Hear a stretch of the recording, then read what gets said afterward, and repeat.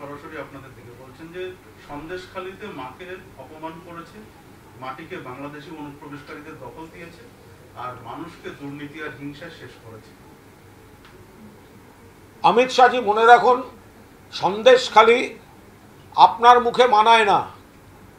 উন্নাও, হাতরাস, প্রয়াগরাজ, গুজরাটের বিলকিস, মণিপুর, মধ্যপ্রদেশ, আর আমাদের সোনার মেয়ে কুস্তিগির সাক্ষী মালিকরা বিজেপির এমপি ব্রিজভূষণের বিরুদ্ধে শ্লীলতাহানির অভিযোগ এনেছে। আপনি অমিত শাহ ব্রিজভূষণকে নিয়ে সংসদে বসে থাকেন, আপনার মুখে সন্দেশখালী মানায় না।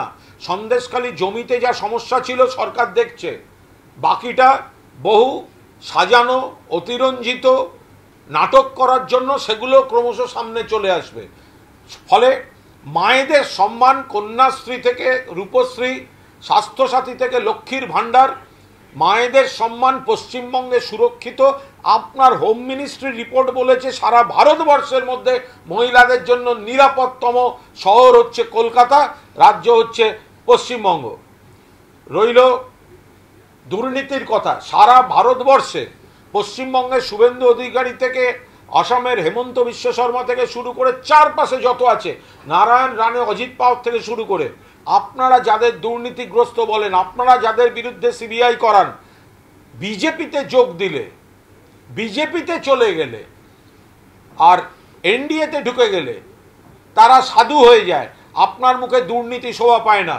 আর মাটিতে অনুপ্রবেশ, আপনার দায়িত্বে অনুপ্রবেশ রোখার দায়িত্ব। আপনি স্বরাষ্ট্রমন্ত্রী, বিএসএফ এর মন্ত্রী, তো আপনি আপনার ব্যর্থতার দায় অন্যর ঘাড়ে চাপাচ্ছেন কেন?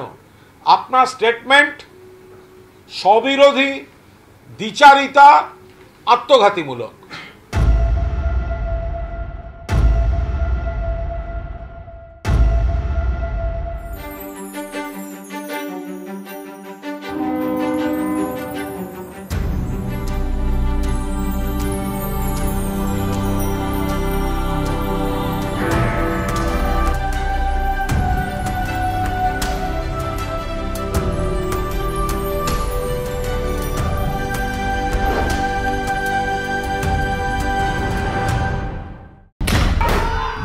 খবরের শুরু থেকে শেষ কথা, দিনভর যা যা ব্রেকিং এক নজরে দেখে নিন।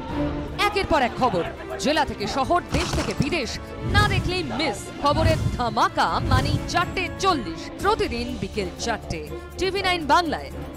TV9 বাংলা, না দেখলেই নয়।